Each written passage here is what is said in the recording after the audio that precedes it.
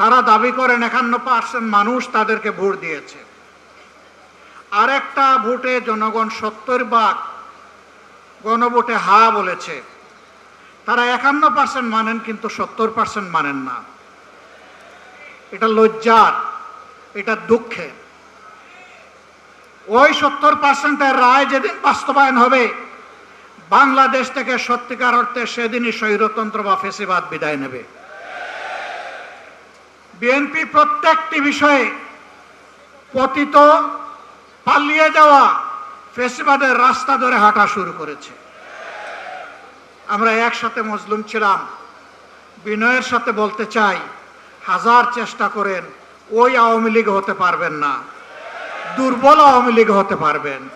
সেই আওয়ামী লীগ যারা জাতিকে নিয়ে, বিরোধী দলকে নিয়ে ব্যঙ্গ বিদ্রুপ করত, আজকে তারা কোথায়? আপনারা একই কাজ শুরু করেছে। যে আওয়ামী লীগ তাদের পুষ্য লাঠিয়ালদেরকে দিয়ে সমাজের বিভিন্ন জায়গায় কর্তৃত্ব কায়েম করেছিল, সেই আওয়ামী লীগের পাশে তাদের দুঃখের দিনে কোনো লাঠিয়াল এসে দাঁড়াতে পারেনি। আফসোসের বিষয়, রাষ্ট্রের মৌলিক যে সমস্ত জায়গায় পরিবর্তন দরকার, সুশাসন কায়েমের জন্য, সত্যিকারের স্বাধীনতার স্বাদ জনগণকে দেওয়ার জন্য, প্রত্যেকটি বিষয়ে বিএনপি বিরোধিতা করে চলছে। এটি জাতির সাথে সুস্পষ্ট প্রতারণা।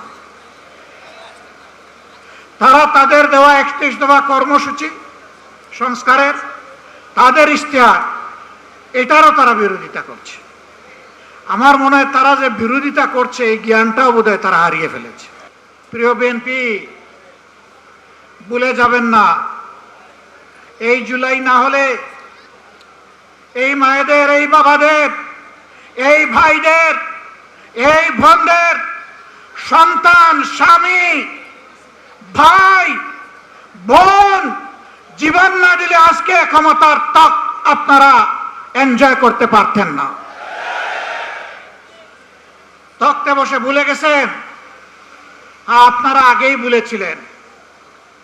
শহীদ পরিবার যখন বুকে কষ্ট নিয়ে কান্নাকাটি করছিল, শহীদ পরিবারের কাছে তখন আপনাদের ছুটে যাওয়ার সময় ছিল না। আপনারা 5 আগস্টের পর 7 আগস্ট পার্টি অফিসের সামনে দাঁড়িয়ে বললেন, আমাদেরকে নির্বাচন দাও, আমরা ক্ষমতায় বসতে চাই। শহীদ পরিবারের দুঃখ আপনাদের অন্তরকে স্পর্শ করে নাই। আহত পঙ্গুদের নিয়ে আপনাদের কোনো কর্মসূচি ভাবনা জাতি দেখে নাই। আপনারা এই বিপ্লবের বেনিফিশিয়ারি, যারা বিদেশে ছিলেন স্বদেশে আসার সুযোগ পেয়েছেন। এই বিপ্লব না হলে আপনারা বোধহয় কল্পনাও করতেন না দেশে ফিরে আসার।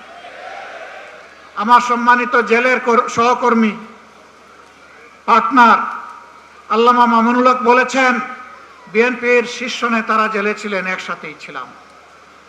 তারা হতাশা ব্যক্ত করে বলতেন, 41-এর আগে হাসিনা এবং আওয়ামী লীগকে ক্ষমতা থেকে সরানো সম্ভব নয়। 24-এর অভ্যুত্থানের পরে 8 তারিখ যখন বঙ্গভবনে শপথ নিলেন উপদেষ্টারা, বিএনপির বাংলাদেশে উপস্থিত সর্বোচ্চ পর্যায়ের একজন নেতা আর আমি পাশাপাশি ছিলাম। উনি আমাকে জিজ্ঞেস করলেন, এটা কি হলো? আমি কিছু না বলে আসমানের দিকে আমার এই আঙ্গুলটা উঠালাম। তিনি বললেন, আসলেই এটা খোদাই দান, এটাই মিরাকল। সেই খোদাই দান ভুলে গেলেন। এখন কেউ কেউ দাবি করে অমুক আন্দোলনের মাস্টার মাইন্ড, অমুকের নেতৃত্বে এই আন্দোলন সফল হয়েছে। এগুলা সব ভুয়া। আমরা কারোর ন্যায্য অবদানকে কখনো আমরা অস্বীকার করি না। আন্দোলন আমরা সবাই করেছি, কিন্তু আমরা তীরে ভিড়তে পারি নাই। আমাদের তরি সমুদ্রে ভাসমান ছিল।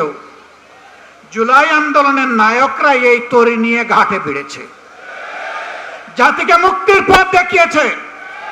তাদেরকে সম্মান করতে, ভালোবাসতে শিখুন। তাদের নিয়ে তুচ্ছ তাচ্ছিল্য করবেন না। আপামর ছাত্র সমাজ জীবন বাজি রেখে তখন ঝাঁপিয়ে পড়েছিল।